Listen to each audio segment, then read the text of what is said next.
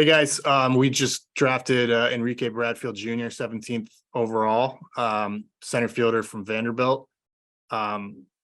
It's really, I think, for us, one of the better realistic outcomes for the night from our view. Somebody that we had a bit higher than 17th on our board and understood that there was a chance he might fall, even though he was ranked a little bit higher than our pick. He is a premium college player from the most premium conference there is, from the most premium program that there is, and he's been excellent for 3 years there after being identified as a top prospect coming out of high school. I think the conversation with him starts with his center field defense.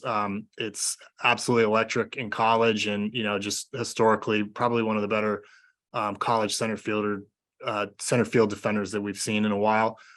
He's arguably one of the best base runners and best base stealers in recent college baseball history. I think he had like 140 career stolen bases. So a tremendous profile to work from as a left-handed hitter, and has the impact defense and speed to carry him. He's a very good offensive player, great eye, top of the order kind of approach and skill set. So we just think that he profiles very well and has skills that tend to scale well up the ladder in a professional baseball. Seems like a terrific kid from all the work that we've done and all the conversations that we've had. I think he's very high energy, very high work ethic, very high character.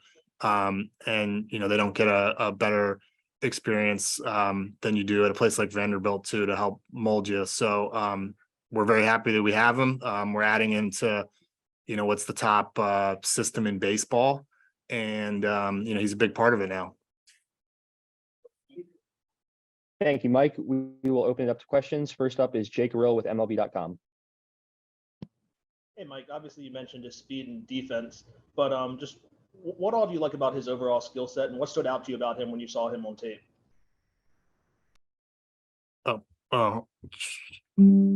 Yeah. He profiles to possibly be a leadoff hitter and an impact defensive center field. That's not easy to find in a relatively safe college player when you're picking in the second half of the first round. I think we benefited from the depth of this class, especially on the college position player side. This is the group of high school kids that had their seasons cut short in the 5-round draft in 2020. And so I think a few more guys got to college than would have in a normal year. So it's just a really deep college position player class relative to recent years. Because ordinarily, I think a guy like Enrique goes in the top 15 picks, if not higher than that. So the way he controls the zone, he can spray the ball around to all fields. He's got enough power for his profile. I think there's still offensive ceiling to be had if he can continue to make improvements with his mechanics and just fine tune his approach. But if we're correct that he's a plus center fielder, and there doesn't seem to be a whole lot of controversy about that, that's a really nice defensive profile to help carry you through the minors and into the major leagues. Rich Dubroff. Hey, Mike. Because the game has changed with more emphasis on athleticism, did that make him even more appealing to you? And was he one of those 8 to 10 players that you saw play in person?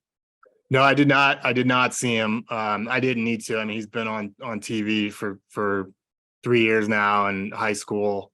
But I did, and I don't know that we were expecting him to get to our pick until very recently. So yeah, I think athleticism is great. You look at our team right now; it's very athletic. He's left-handed, and the lack of shifting helps left-handed hitters. I think he fits well with Camden Yards now. So it was just a very good fit all around. Nathan Ruiz. Mike, obviously things like this are hard to project at this moment, but you guys have had some quick risers through your system. Do you see Enrique as being that type of player? Do you feel like there's some kind of development needed there? Yeah, I've stopped trying to predict that. I think you make a good point. I mean, we've got a high school player that we just took a calendar year ago in Double-A. It's just so hard to say what's going to happen with people. And I definitely I have no reason to believe that he won't move quickly, but we'll see when he gets in there. I expect he's going to transition to pro ball pretty smoothly. I think our minor league staff's going to love him and the fire that he plays with and the energy. And then we'll just see how his performance is out the chute. But the first year is just about getting acclimated. So first of all, we've got to bring him in for physical. Hopefully that goes well, and sign him. And after that's the case, it tends to be some combination of the Florida Complex League and Delmarva the first season. Jacob Meyer. Hey, Mike, this is obviously a player that has nearly 200 games of, playing in the SEC for Vanderbilt. How much of that was a part of the calculation that this is somebody has a lot of experience playing pretty high level baseball?